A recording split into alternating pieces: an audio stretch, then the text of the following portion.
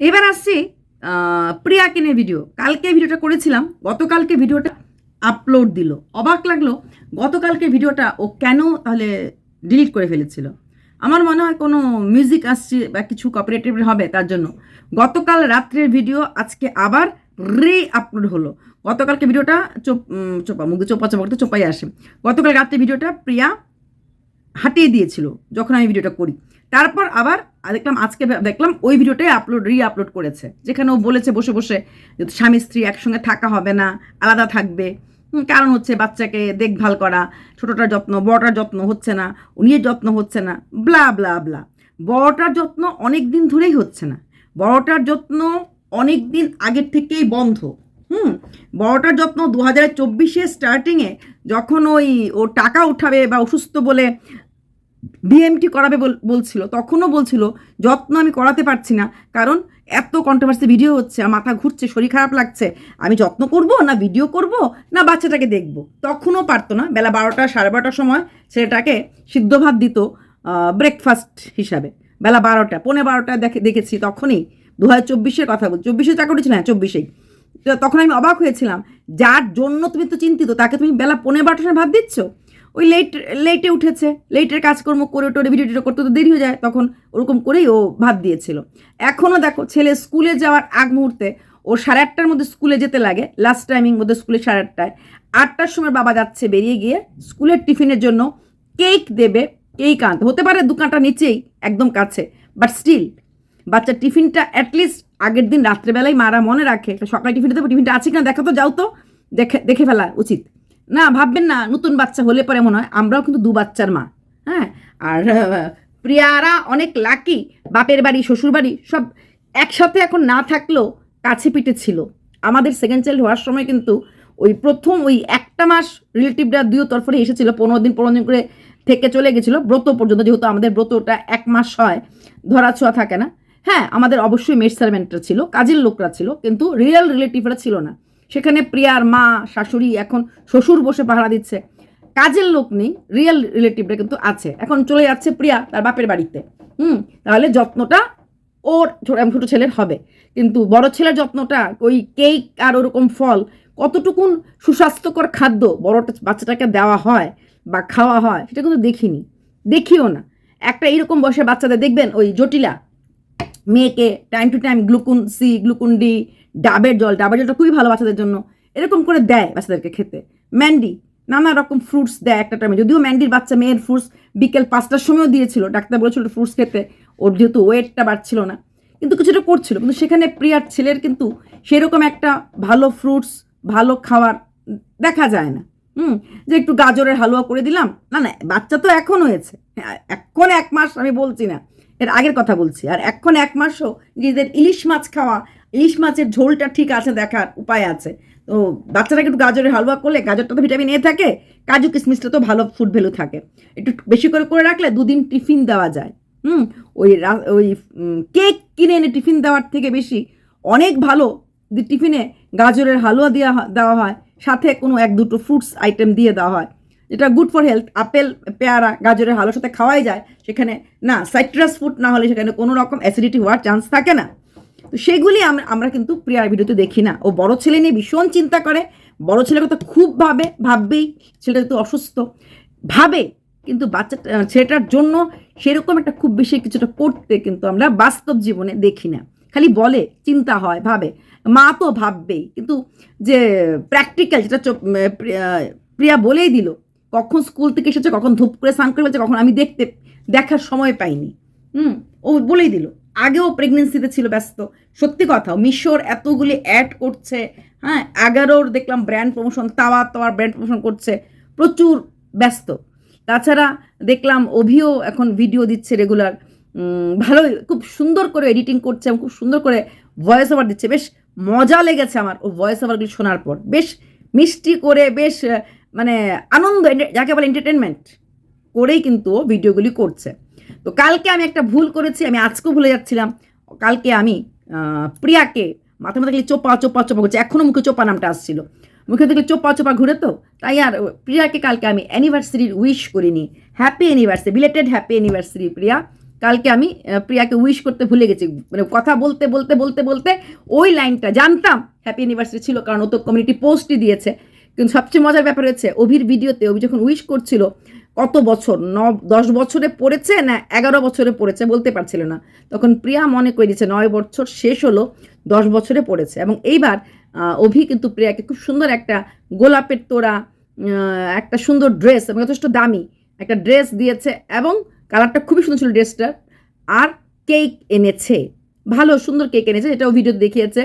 তার মধ্যেও আবার এই অ্যানিভার্সারির দিনে ঝগড়া হয়ে গেছে, যে বললো পছন্দ হচ্ছে আমার আমার কেনা পছন্দ হচ্ছে, তখন আবার প্রিয়া বলল তুমি আমাকে ড্রেস দিলে কবে কবে আর আমাকে ড্রেস দাও, সেই ফাইট একটা ড্রেস, এটা একটা ড্রেস দাও না। তখন অভি আবার সুন্দর করে বলেছে যখন আমি কিছু কিনতে যাই সঙ্গে তুমি থাকো, হ্যাঁ থাকলে পরে তুমি তোমার যে ড্রেসটা তুমি পছন্দ করো, তার যে তখন আমার আর নাকটা গলানো হয় না। অ্যাকচুয়ালি বউরা যখন রোজগার করে, বউরা যখন স্বামীর থেকে বেশি ইনকাম বেশি করে, তখন স্ত্রীদের ব্যাপারটাই ইম্পর্টেন্স থাকে। তার থেকেও বড় কথা টাকাটা তো স্ত্রীরই থাকে মেনলি, কিছুটা বড়দের করে দেয়, তাহলে ওদের ক্ষেত্রে সে কী হয় ওই বউরাই নিজেটা নিজে কিনে ফেলে, তখন আর বলে না। এমনি তো মেয়েদের ড্রেস, মেয়েদের শাড়ি কাপড় পছন্দ হলে পরে মেয়েরা যে কোনো মেয়েটা, আমার ক্ষেত্রে আমরা নিজেরাই কিন্তু চয়েস করি এইটা নেব, ওটা এই ওটা কুর্তিটা পছন্দ হলো, এই কুর্তিটা ভালো লেগেছে বলে ধুম করে আমরা নিয়ে নিই।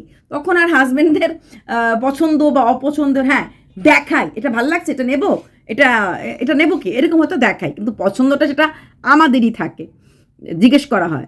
আর তবে হ্যাঁ এখন অভি যদি যেরকম অ্যানিভার্সারি প্রতি অ্যানিভার্সারিতে কিন্তু চাইলেই হাজব্যান্ড একটা করে ড্রেস নিয়ে আসতে পারে, তখন ড্রেসটা কিনলে পরও ওটিপিটা হয়তো, কারণ ওদের এটিএম কার্ড যে কার্ডই দেখ না কেন ওদের মানি রেগুলেশনটা কিন্তু বউরাই করে, আমি দেখেছি এই সবগুলি ব্লগারের। তো এখন ড্রেস কিনলে পরে ওই ওটিপিটা কিন্তু প্রিয়ার কাছে চলে যাবে, সেটা আর সারপ্রাইজ গিফট থাকবে না। তুমি এই টাকাটা কী করেছো, ও তোমার জন্য ড্রেস কিনেছি, ওটা তুমি কী করেছো, ওটা অমুক করেছি, কেন কিনতে গেলে ড্রেস, ড্রেস তোমার আছে, ব্লা ব্লা ব্লা বলতে শুরু করে। কিন্তু এই বলাগুলির মাঝেও কিন্তু একটা ভালোবাসা থাকে, চাহাত থাকে, যে হ্যাঁ আজকে আমার অ্যানিভার্সারি, আমি আমার কথাটা মনে রেখেছে এবং আমাকে একটা গিফট দিয়েছে। বার্থডে আর অ্যানিভার্সারি বছরে দুটো দিনই তো থাকে একটা মহিলার জীবনে ইম্পর্টেন্ট। হ্যাঁ পুজোর সময় গিফট মানে শাড়ি কাপড় কেনা, নববর্ষের সময় শাড়ি কাপড় কেনা, বা আমাদের যেটা ষষ্ঠী থাকে, ষষ্ঠীতে মা বাবা দেওয়া, বা স্বামীরা কিছু দেয় না, ষষ্ঠীতে মা বাবারা দেয়, তো সেখানে আলাদা কথা। কিন্তু নিজের দিন, আমার দিনটা শুধুমাত্র আমার জন্মদিন, জন্মদিনের দিন একটা উইশ, আমাদের যে কোনো বন্ধু বান্ধব যেই আমাদেরকে উইশ করে সেটা কিন্তু আমরা খুব মানে প্রচণ্ডভাবে গ্রেটফুললি নেই, তাই না? বার্থডে উইশটা কিন্তু অনেক বড় ব্যাপার থাকে। ঠিক তেমনি অ্যানিভার্সারি উইশটা অনেক বড় ব্যাপার, যে আমাকে অ্যানিভার্সারি দিন কিছু একটা তো দিয়েছে। তো আর এই জিনিসগুলি এদের বড়রা একটু স্কিপ করে যায়। হ্যাঁ মানে আমি দেখেছি, এটা ম্যান্ডিও বলেছে যে তুমি তো করনি, তুমি তো এরকম একটা ব্যাপার চলে আসে ওদের মাঝে, কি পেলাম কি দিলাম, এই যে ওদের হিসাব নিকাশের খাতাটা ওরা খোলা বেশি রাখে, আর যেহেতু ওরা অন ক্যামেরাতেই সব কিছু বলে, তাই আমাদের কানেও চলে আসে ওদের অন ক্যামেরার রসালাপগুলি।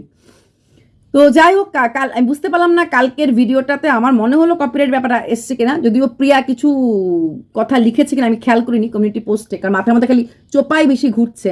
আর প্রিয়ারকে ভিডিওটা করার কারণে হচ্ছে আমি কালকে প্রিয়াকে উইশ করিনি, আর আজকে ভিডিওটা প্রিয়ার কালকে আমি দেখার পরেই ভিডিও করেছিলাম, যেখানে ও আবার সেপারেশন, মানে এই বাচ্চাটা পেটে আসার পর থেকেই ওদের মাঝে একটা সেপারেশন ব্যাপারটা হয়েছে। দেখো বড় ছেলেও হয়েছিল, তখন ওর পয়সা ছিল না, কষ্ট ছিল, দারিদ্রতা ছিল, কিন্তু সেপারেশন পিরিয়ডটা ছিল না, তখন ওরা এক দুসরে সে করতে প্যার হাম ছিল, এত কিছু ছিল না, কিন্তু ভালোবাসাটা ছিল একসাথেই।